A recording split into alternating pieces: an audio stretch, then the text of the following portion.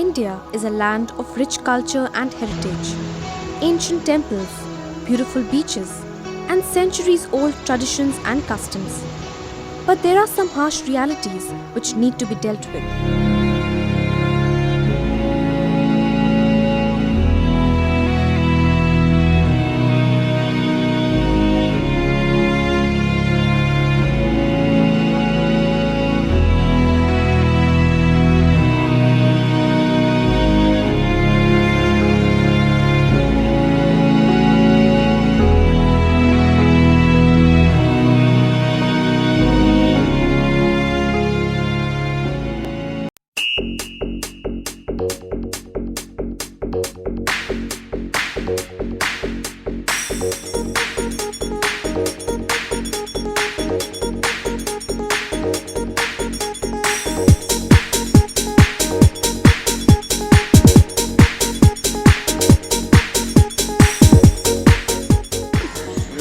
अबे सारा टाइम क्या हुआ है? क्या हो गया? 6 बज रहे हैं यार, अभी तो क्या बहुत टाइम है अभी तो।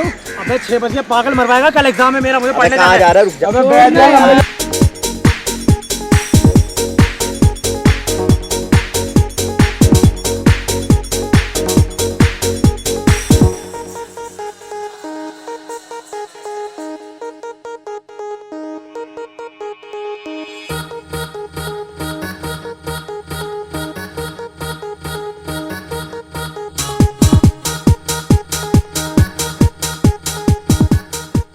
यार मेरे तो 36 आ गए, मैं तो पास हो गया। तूने मेहनत भी करी है इस बार। साला तुम लोग तो पास हो गए, मेरा क्या होगा? मैं तो फेल हो गया ना। मेरे घर वाले यार बाहर निकाल देंगे अब तो। पापा सही कहते थे, आप पढ़ लो। और अभी देखियो एससी कोटे वाला आएगा अभी, पक्का यार फर्स्ट आएगा यार वो। अभी देखियो कैसे आगे जलाता है वो। आ गया। अबे मैंने टॉप कर लिया यार, कांग्रेचुलेशन यार। हाँ यार, तेरे कितने है? मेरे यार 36 आए। अरे मुबारक हो, मुबारक हो। अरे सॉरी यार, अब तो मुझे स्कॉलरशिप मिल ही जाएगी। अच्छा, मैं मंदिर प्रसाद चढ़ाने जा रहा हूँ। चल सी यू, बाय। ओके यार। Okay sir. मंदिर मत जा। मंदिर जाएगा ये प्रसाद चढ़ाने? मंदिर नहीं गया होगा, प्रिंसिपल के कमरे में गया होगा ये। अबे शेड्यूल कास्ट है यार, मिलना ही था नंबर।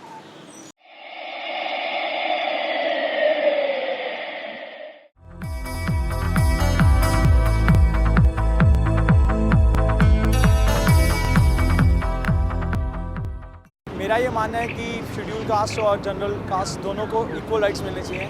मेरे हिसाब से तो शेड्यूल कास्ट को ज़्यादा प्रेफरेंस नहीं देनी चाहिए। उनको जॉब्स में और बाकी कॉलेजेस वगैरह में उनके लिए सीट्स रिजर्व रखी जाती हैं, जॉब्स उनके लिए रिजर्व होती हैं, इसीलिए जनरल कैटेगरी पीछे हो जाती है। There should be any reservation for SC/ST students because after making the reservation we are already discriminating from them from the normal people.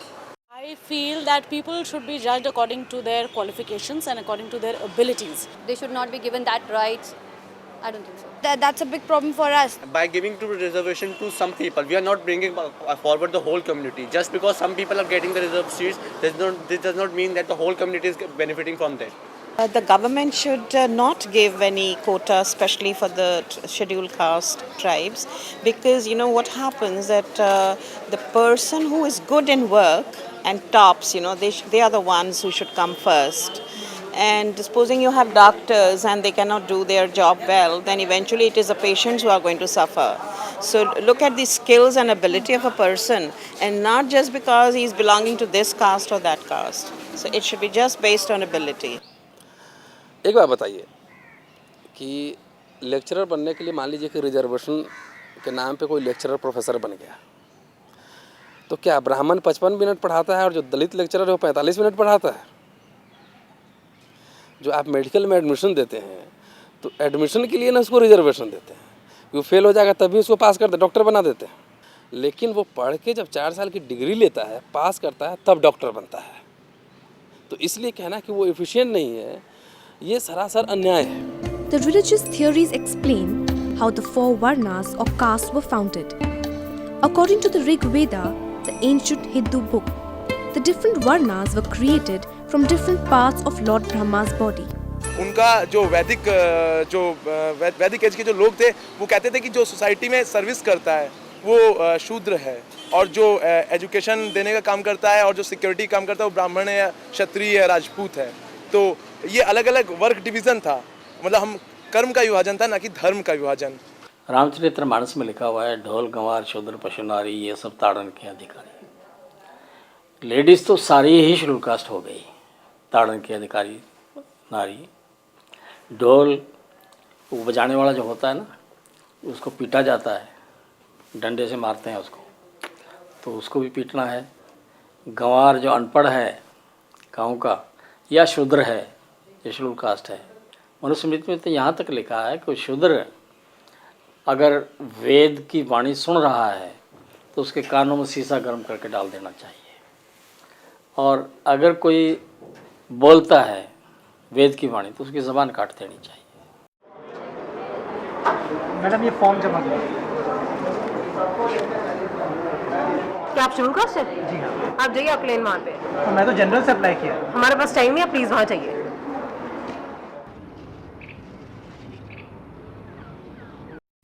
The special treatments of being on the government's list or schedule, academic entries, voting rights, only make the discrimination glaring, adding on to the existing stigma.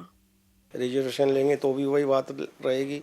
आप अगर reservation नहीं लेते हैं, जैसे मैंने अपने बच्चों को रिजर्व कैटेगरी में स्कूल या कॉलेज में नहीं डाला, लेकिन अगर पता चल जाए तो लोग उसको उसी कैटेगरी में समझते हैं कि भी ये दलित है, उससे कोई फ़र्क नहीं पड़ने वाला। जानवरों से भी बुरा सलूक उसके साथ करते हैं, उसकी परछाई भी ना पड़े, उसके साथ बैठना तो क्या, खाना तो क्या, देखना भी उसको ठीक नहीं समझते। और ये बीमारी एक ऐसी है जिस पर डॉक्टर अम्बेडकर ने एक बार कहा था कि अनटचेबिलिटी ईंटों की दीवार नहीं है जिसको गिराया जा सके, ना ही कांटों की तार है जिसको हटाया जा सके। ये एक मेंटल एटीट्यूड है, इस मेंटल एटीट्यूड को बदलना होगा। It is a mindset. The moment you name Jagjeevan Ram, oh. The moment you name Dr. Ambedkar, oh, it's like that. Touch me not. Mindset. It is a mindset. It is a twist of mind, nothing else. In the Indian society, people who worked in humiliating, polluting, and unclean occupations were seen as polluting people and were therefore considered as untouchables. The untouchables had almost no rights in the society. For if there were no such thing as the caste system, then why are there still reports of caste-related atrocities in the news? मेरे साथ जी हाँ, एक इंसान ने इतने दिनों से कई सालों से तंग कर रखा है। उसने मेरे को यहाँ से निकालना चाहता है और मुझे बहुत गालियाँ देता है, कहता है चमार भूंगी चूड़े, यहाँ से भाग जाना तो तेरे को मारूंगा, धमकियाँ देता मारने की। और मैं 10-11 साल से यहाँ काम कर रहा हूँ, तो इसलिए मेरे को यहाँ से निकालने की कोशिश कर रहा है। अब अपने बच्चों को लेकर 10-11 साल से मैं कहाँ जाऊँगा। और मैं पुलिस में भी गया हूँ, पुलिस ने मेरी कोई सुनाई नहीं कही थी। सारे पुलिस वालों ने मेरे ऊपर से और मेरे को धमकी देकर बाहर भगाया, और मेरे को पुलिस वालों ने भी थप्पड़ मारा। ये मैं अशोक विहार तक गया हूँ, मेरे साथ कोई भी सुनाई नहीं हुई मेरे। हम लोग जिस दास्ता से आज यहाँ तक पहुँचे हैं, काश वो भी उसका एक हिस्सा, एक 100वां हिस्सा भी अगर वो इस समाज के अंदर सह के दिखा दे, तो हम उस रिजर्वेशन को, उसी दिन रिजर्वेशन की मांग को उसी दिन छोड़ दें। I think we can't say that it has really stopped. It is going on, in fact, rampantly. अभी भी है, पर अब कम है, बहुत कम है। वो जो जातिवाद को ज़्यादा बढ़ावा देते हैं, सबसे ज़्यादा उन्हीं को ज़रूरत होती है नौकरी की, पैसों की। वो इसलिए ज़्यादा इस चीज़ को इंकरेज करते हैं। जातिवाद के नाम पे वो अपना उल्लू सीधा कर रहे हैं और कुछ नहीं कर रहे हैं बस। Where from shall I become competent when I don't get education? I don't get food. I don't get shelter. How can I become competent? How can I compete with a person who is being educated in a best school which is charging 1,000 rupees as the fees, and I am studying in a primary school of the MCD? How can you compare the two? और हम किशोर क्या चल रहा है? कुछ नहीं यार, बहुत यार तुमको तो मूवी चले आज? नहीं यार, आज नहीं। क्यों? यार बहुत काम बाकी है यार 3 घंटे की बात है। यार 3 घंटे होते मैं जरूर चलता देखा, तेरे को कभी मना किया यार। चलो नेक्स्ट टाइम चलेंगे, फिर देखते हैं। चल देखें फिर, ओके सर। चल सी।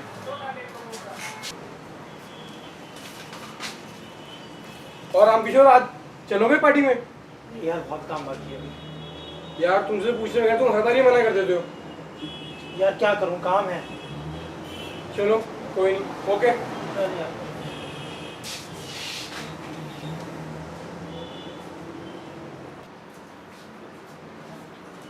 और रामकिशोर, मुझे प्रमोशन मिल गया, और तुम्हारा क्या हुआ? कंग्रेचुलेशन यार। अपना तो बताओ यार। नहीं, मेरा नहीं हुआ। चलो कोई नहीं यार, हीरो मिल जाएगा इस बार, नहीं तो चलो ओके। अगली बार मिल जाएगा।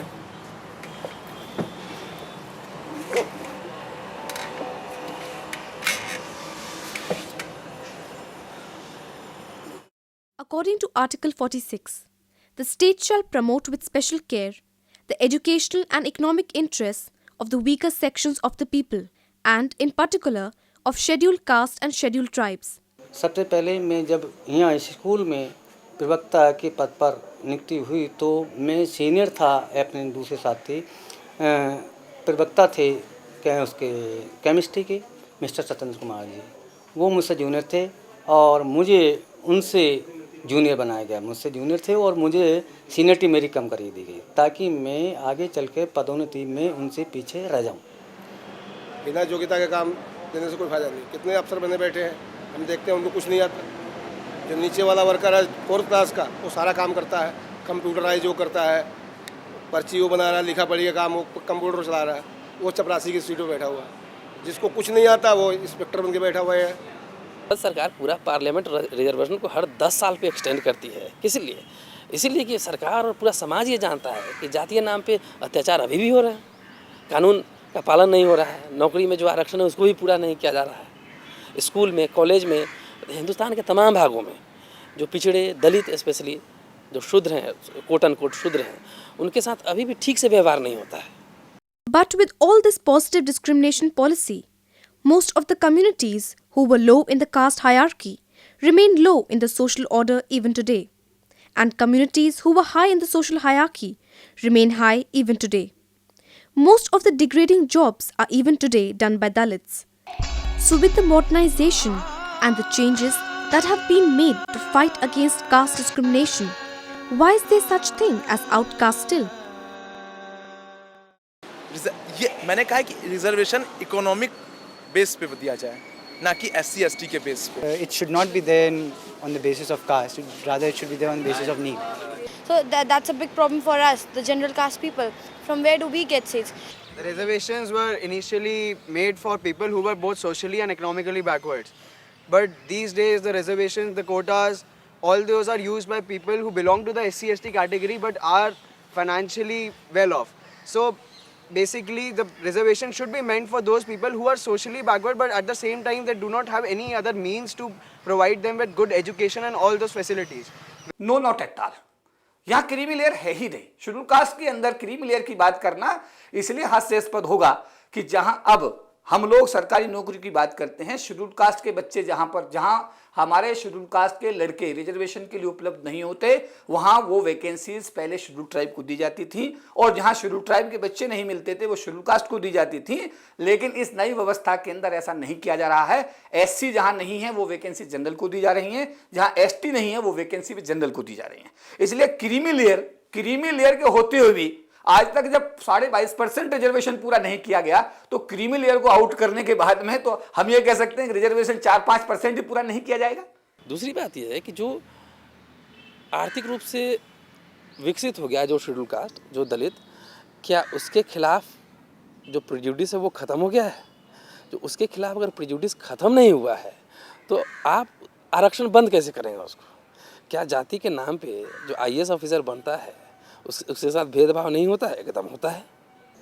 It is a share in the national income. It is a share in the land, share in services. It is my share. It is not a mehrbani. It is my right to get reservation. So such a large section of the society has been suffering cruelties, insults, rapes, murders for the last 2000 years. And for the last 50 years, we asked for reservation, even that is not complete. And now they are shouting, withdraw it, withdraw it. Why should they withdraw? We can accept reservation to a certain extent, but this does not mean that we have to promote them also. Reservation ना केवल हट जानी चाहिए, मैं तो ये कहता हूँ कि रिजर्वेशन आज के डेट के अंदर ब्राह्मणों को स्पेशली उनकी आबादी के हिसाब से दी जानी चाहिए। वो लोग इस देश में 1% भी नहीं है और 100% रिजर्वेशन का लाभ उठाते हैं। हम लोग 22.5% का रिजर्वेशन का हमको एक प्रावधान बाबा साहब अम्बेडकर ने किया था, लेकिन आज तक किसी भी सरकारी विभाग के अंदर 22.5 तो छोड़िएगा 12% 14% भी रिजर्वेशन पूरा नहीं किया गया। जो लोग आज रिजर्वेशन हटाने की बात करते हैं उनसे पहले इस देश की एग्रीकल्चर लैंड, कृषि भूमि का बंटवारा शेड्यूल कास्ट शेड्यूल ट्राइब के लोगों में किया जाना चाहिए। जो देश की संपत्ति जैसे कि आपकी सरकारी नौकरियों के अलावा जो शहरी मकान हैं उनका भी चकबंदी, जैसे गांव में भूमि की होती थी इसी तरीके से शहर के अंदर भी मकानों की चकबंदी होनी चाहिए और इन मकानों का भी distribution schedule caste schedule tribe के लोगों को किया जाना चाहिए। साथ साथ सरकारी नौकरियों की तो बात छोड़ दीजिए, निजी क्षेत्र में भी आरक्षण लागू किया जाना चाहिए और सरकार को यह सुनिश्चित करना चाहिए कि हम लोगों को, हमारे समाज की, SC/ST समाज की भागीदारी हर स्तर पर हो।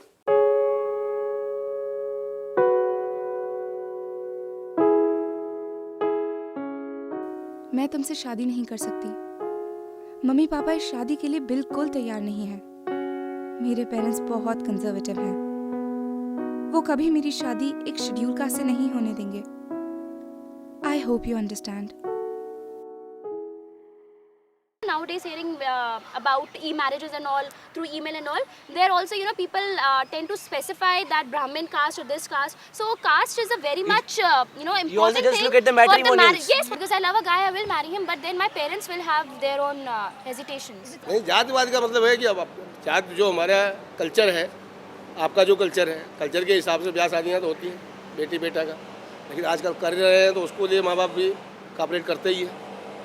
नहीं, एक सिस्टम बना हुआ है, ब्राह्मण है, राजपूत है, कोई पंजाबी है, कोई भी एक बाप दादाओं से जो सिस्टम बना हुआ है उस सिस्टम में जो है हम लोग चाहते हैं। If I'm in love, so it's okay. It doesn't matter he's scheduled caste, he's Muslim or he's something else. It's just कि love, everything is fair in love and war. अब गर्लफ्रेंड क्या है तो बता नहीं सकता हूँ, इसलिए मैंने कास्ट पता करके गर्लफ्रेंड बनाई थी, तो वो मेरी कास्ट की है। मुझे भी लगता है कि मैं कहीं इसको एक्सेप्ट करता हूँ। कर तो लेंगे, अगर अच्छी हुई गर्लफ्रेंड तो कर लेंगे शादी उससे, ऐसी कोई बात नहीं। नहीं, ये सब कहने की बातें हैं। कास्टिज्म अब भी प्रवेल करता है और ख़ास तौर से ब्याह शादी के मौके पर दूसरी जनरल कास्ट के लोग कोई भी अपनी बेटी का ब्याह किसी भी जनरल कास्ट के लड़के से, चाहे उसकी एजुकेशन जितनी भी ज़्यादा है, कितनी भी ले रखी हो, लेकिन वो शादी करना पसंद नहीं करेंगे। और ना ही टॉलरेट अगर कोई बाय दी वे कर भी लेते हैं, जैसे लव मैरिज चली हुई हैं आजकल बहुत, तो कोई अलाउ नहीं करता है उसको और उनकी कोशिश ये रहती है कि इनको अलग कर दिया जाए। देखिए, एक तो है कि मुझे लगता है कि जाति ख़त्म नहीं होगा, जाति और जाति पे आधारित जो पहचान है वो बने रहेंगे, लेकिन इसको ख़त्म करने के लिए खाली सरकार की ओर देखने की ज़रूरत नहीं है। कि सरकार ज़्यादा से ज़्यादा कानून बना सकती है, उसको इम्प्लीमेंट कौन करेगा? ब्यूरोक्रेट्स। और उसको मानेगा कौन? हम नागरिक जो हैं भारत के। लेकिन बदकिस्मती एक है हिंदुस्तान में